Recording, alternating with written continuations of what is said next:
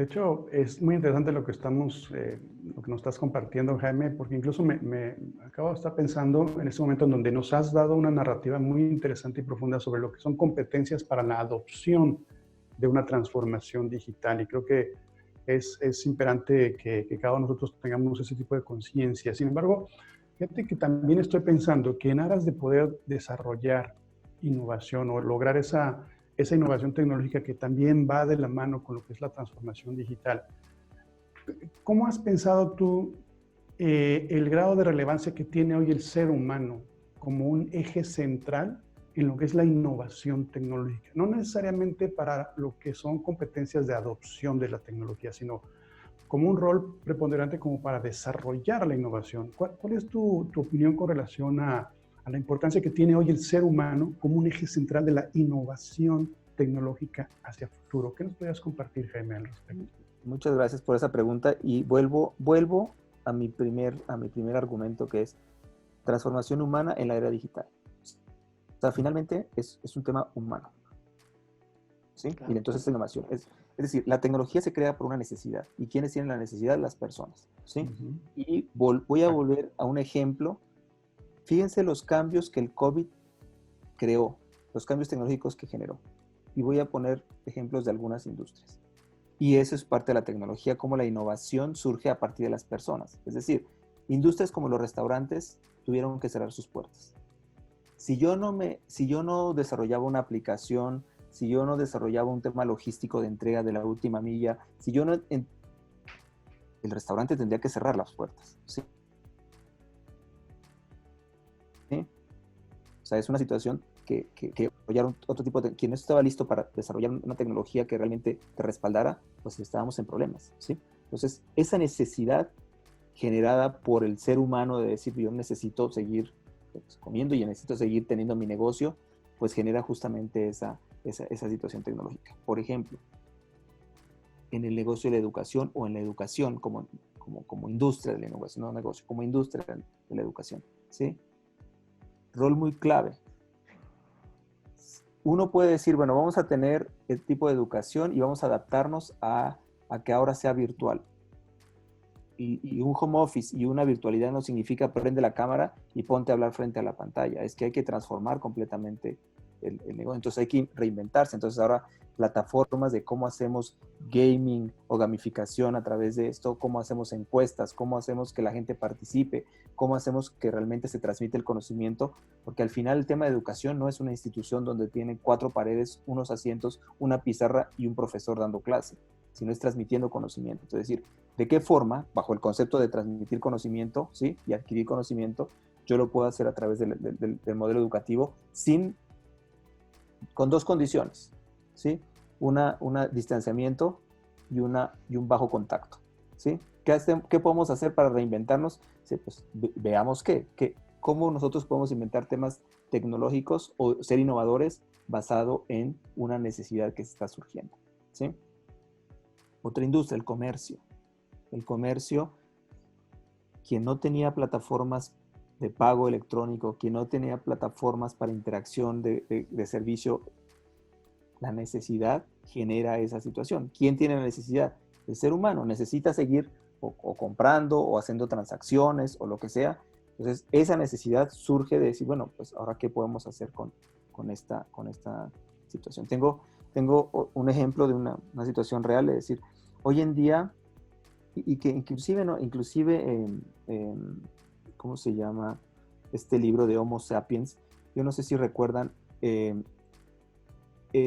Harari puso un ejemplo de preguntar, si hace 5 meses les hubiéramos preguntado a las personas qué preferían, si seguridad o la privacidad, ¿sí?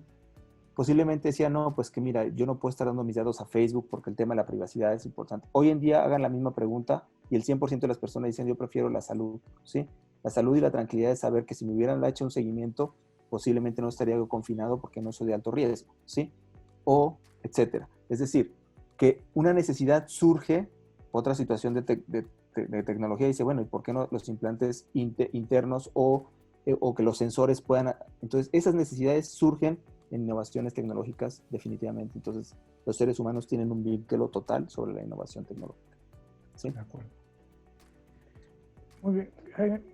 Me llama la atención todos estos comentarios y me da la impresión y pareciera ser que estamos viviendo una época que no va, esta post-COVID no va a terminar el día de mañana, y aunque así fuera, ha cambiado seguramente las formas de trabajar, las formas de guiar, las formas de manejar una empresa.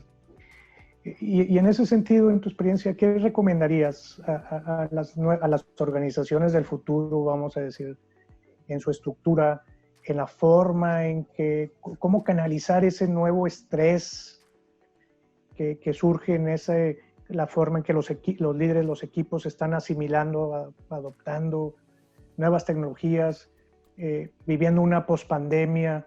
Entonces, ¿qué tendrá que ser diferente en una organización? ¿Qué recomendarías tú en la empresa del futuro, vamos a decirlo? Yo vuelvo a hablar, si se han dado cuenta, mis conceptos todos giran alrededor de las personas. O sea, y yo digo, las organizaciones son personas. Y al final, si las personas no hacen el cambio, no vamos a lograr ningún. Y quienes están en estrés son las personas. Al final, nos dimos cuenta que después en esta pandemia, que las oficinas no eran tan importantes, que tener una cuenta que el valor está generado de una forma distinta. Yo hacía una analogía en donde mentalmente y productivamente los seres humanos siempre nos hemos regido por como los griegos llaman el cronos. Hay dos formas de que miden los griegos el tiempo, que es el cronos y el kairos. Entonces siempre está medido por cronos, o sea, nosotros somos trimestres, semestres, anualidades, horarios de 8 horas de trabajo, etcétera, etcétera. Siempre es cronos. El valor estaba medido a través de si tú cumpliste tus 8 horas de trabajo y en el trimestre lograste tal cosa y si tus metas están hechas. Siempre ha sido así. Yo hacía la analogía cuando comenzaba todo esto y digo, ¿y qué pasa si cambiamos la versión y decimos, el kairos es la sensación realmente de la percepción de tiempo, más no es, o sea, yo puedo viajar en avión 10 horas, si voy solo, el vuelo se me hace eterno, no tengo película, no tengo nada, se me hace eterno. En cronos son 10 horas, en kairos es una sensación eterna, ¿sí? Si yo tengo una compañía, si yo tengo películas, voy con un libro, voy haciendo cosas, cronos siguen siendo 10 horas, kairos pueden ser las sensaciones que pasó rapidísimo el tiempo. El valor hay que medirlo de una forma distinta.